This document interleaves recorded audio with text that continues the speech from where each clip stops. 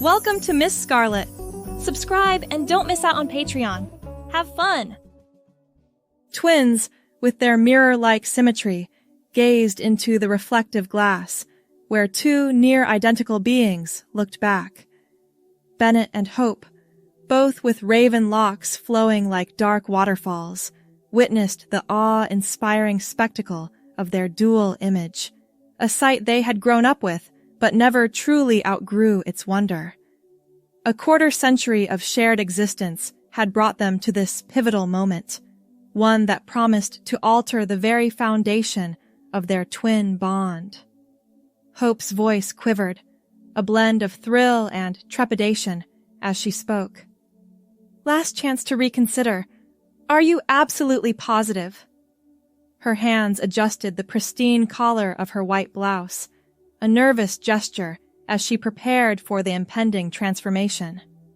With unwavering determination, Bennett affirmed, "I've no doubt, not a shadow of it. This feels right, utterly and completely." He played with the unfamiliar length of his hairstyle, a subtle yet striking change. "It's a single day's adventure, a whisper of time in the grand scheme of our lives." What's the worst that could happen? Hope chuckled, shaking her head. Famous last words, dear brother. She reached out and adjusted the collar of Bennett's pale blue dress, ensuring it lay flat against his collarbone. Remember, you're me today. Try not to ruin my reputation at work, okay?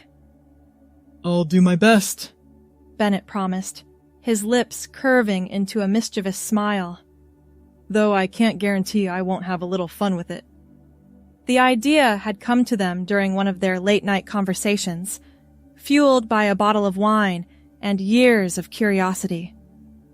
As identical twins, they had often wondered what it would be like to live in each other's shoes.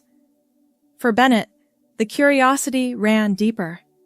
He had always felt a connection to his feminine side, one that he had never fully explored. This swap offered him the perfect opportunity to do just that. Hope glanced at her watch, her eyes widening. We better get going. I have a meeting at 9, and you can't be late. Bennett nodded, taking a deep breath to steady his nerves. He grabbed Hope's purse from the dresser, slinging it over his shoulder with a practiced ease that surprised even him. How do I look? He asked, striking a pose. Hope laughed, the sound light and carefree. Like my mirror image. Now go knock 'em dead, sis. As Bennett stepped out of the apartment, he felt a surge of exhilaration course through him. The click of his heels against the pavement sent a thrill up his spine, and he found himself standing a little taller, his stride more confident with each step. The bustling city streets were alive with the morning rush, but Bennett barely noticed the chaos around him. He was too focused on the way the fabric of the dress moved against his skin, the gentle sway of his hips as he walked. It felt right, in a way he had never anticipated. As he approached Hope's office building, a sleek high-rise in the heart of downtown, Bennett took a moment to collect himself. He smoothed down his hair, checked his lipstick in the reflection of a nearby window, and squared his shoulders. You've got this, he whispered to himself, channeling Hope's confidence. The elevator ride to the 14th floor was a blur of nerves and excitement. When the doors opened, Bennett stepped out into a world he had only heard about through Hope's stories. The office was a hive of activity, with people hurrying back and forth, phones ringing, and the constant hum of conversation. Hope! There you are! A voice called out, and Bennett turned to see a woman with fiery red hair approaching. She wore a green blouse that complemented her hair perfectly, and her smile was warm and friendly. We were starting to worry you'd be late for the meeting. Bennett swallowed hard, forcing a smile. Sorry, I got a bit held up this morning. Traffic was a nightmare. The lie came easily, and he silently thanked Hope for their extensive prep sessions. The woman, Rachel, Bennett remembered from Hope's descriptions, nodded sympathetically. I hear you. Come on, everyone's waiting in the conference room. As they walked, Bennett's mind raced. Hope had briefed him on the basics of her job as a marketing executive, but sitting through an actual meeting was going to be a challenge. He just hoped he could bluff his way through without arousing suspicion. The conference room was already full when they entered, and all eyes turned to Bennett as he took his seat. He felt a momentary panic, worried that someone would see through the charade, but then a man at the head of the table began speaking, and the attention shifted away from him. As the meeting progressed, Bennett found himself relaxing. He listened intently, occasionally jotting down notes in Hope's elegant handwriting. When asked for his opinion, he drew on Hope's briefings and his own marketing knowledge to contribute to the discussion. By the time the meeting ended, Bennett was riding high on a wave of adrenaline. He had done it. He had successfully navigated his first challenge as Hope. As he left the conference room, Rachel fell into step beside him. Great job in there, Hope, she said, her voice warm with approval. I loved your ideas for the new campaign. Want to grab lunch later and hash out some more details? Bennett hesitated for a moment before nodding. Sounds great. Meet you in the lobby at noon? Rachel agreed, and as she walked away, Bennett let out a breath he hadn't realized he'd been holding. He made his way to Hope's office, closing the door behind him and leaning against it. His heart was racing, but not from fear or anxiety. It was exhilaration, pure and simple. He moved to Hope's desk, running his fingers along the smooth wood surface. Family photos adorned one corner, pictures of the two of them together, along with their parents and friends. Bennett picked up one of the frames, studying the image of himself and Hope at their college graduation. They were beaming at the camera, arms around each other, looking for all the world like two sides of the same coin. As he set the photo down, Bennett caught sight of his reflection in the computer screen. For a moment, he didn't recognize himself. The person staring back at him was Hope, but it was also him. It was as if he was seeing his true self for the first time, and the realization hit him like a tidal wave.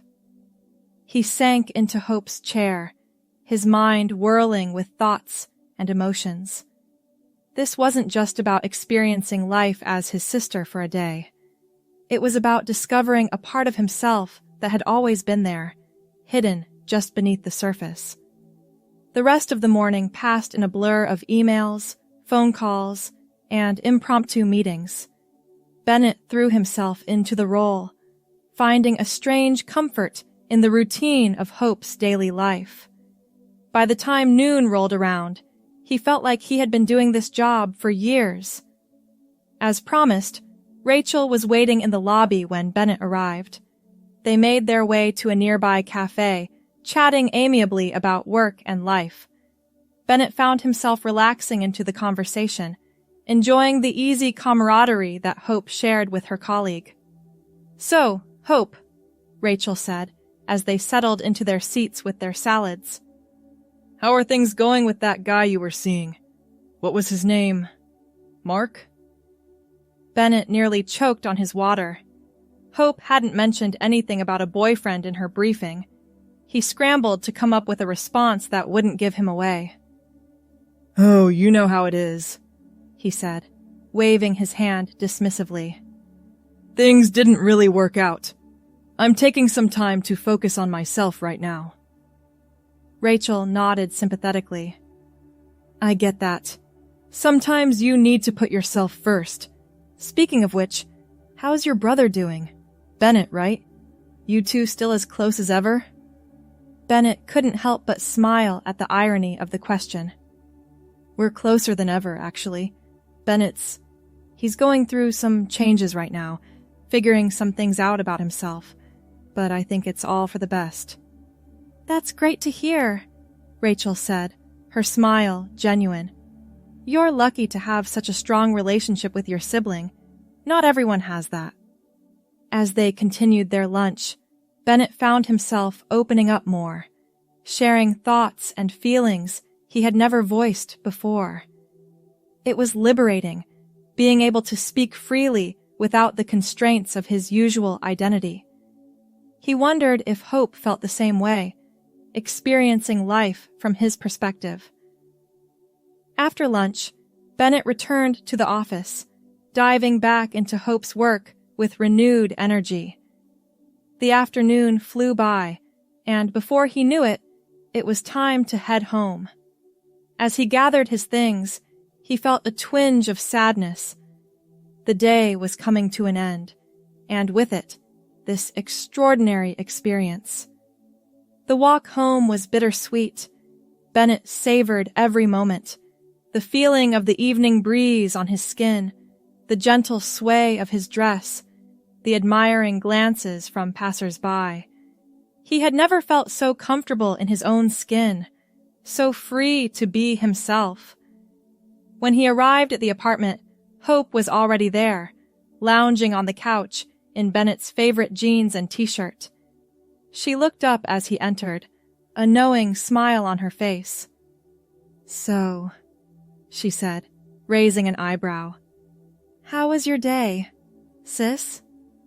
Bennett couldn't contain the grin that spread across his face. He kicked off his heels and flopped onto the couch next to Hope, letting out a contented sigh. It was incredible. I don't even know where to begin. Hope nodded, her expression softening. I think I do, because I had a pretty incredible day myself. For the next few hours, they talked, sharing every detail of their experiences. Hope spoke of the freedom she felt in Bennett's clothes, the way people treated her differently as a man. She described the ease with which she navigated Bennett's world, and the insights she gained into her brother's life. But it was Bennett's story that dominated the conversation. He spoke with passion and excitement about every moment of his day, the thrill of dressing as Hope, the confidence he felt walking down the street, the natural way he fell into Hope's role at work. As he talked, Hope watched him closely, her eyes filled with understanding and love. When Bennett finally fell silent, she reached out and took his hand. Bennett, she said softly, I think we both learned something important today, but I think you, my dear brother, may have learned something life-changing. Bennett nodded, tears welling up in his eyes.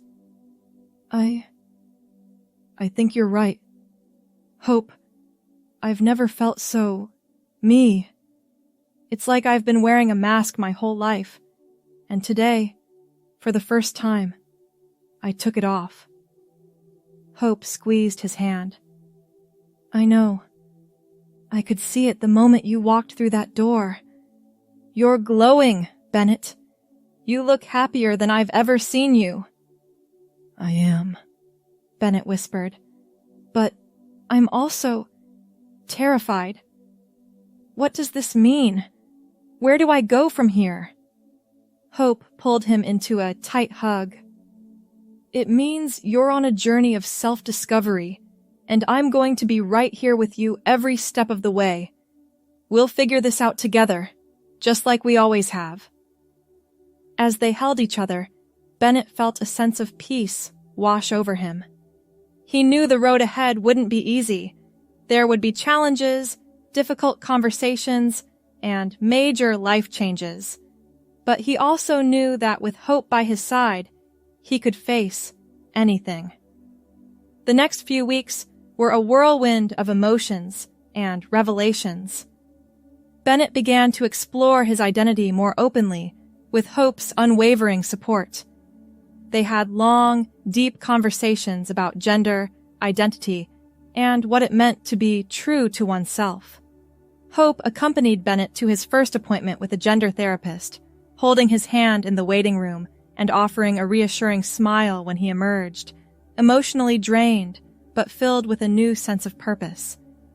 Together, they broke the news to their parents. It was a difficult conversation, filled with tears and confusion, but also with love and eventual acceptance. Their mother hugged Bennett tightly, whispering, "I just want you to be happy, sweetheart." Their father took longer to come around, but with time and patience, he too began to understand. As Bennett started his transition, Hope was there for every milestone. She helped him choose a new name, Brooke, and practiced using it and her preferred pronouns. She went shopping with her, helping her build a new wardrobe that reflected her true self. The day Brooke started hormone therapy was a momentous occasion. Hope took the day off work to be with her, holding her hand as the doctor explained the process and potential side effects.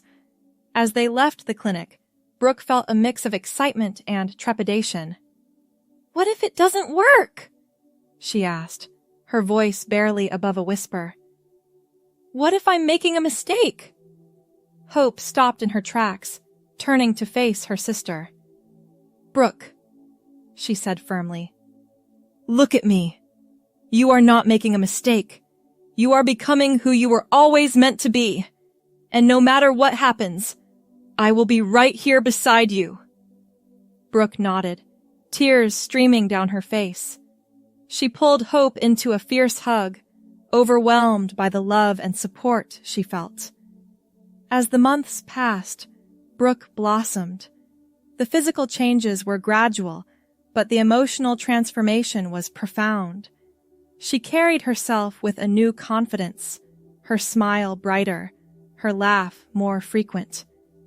Hope watched with pride as her sister came into her own, marveling at the strength and courage she displayed every day.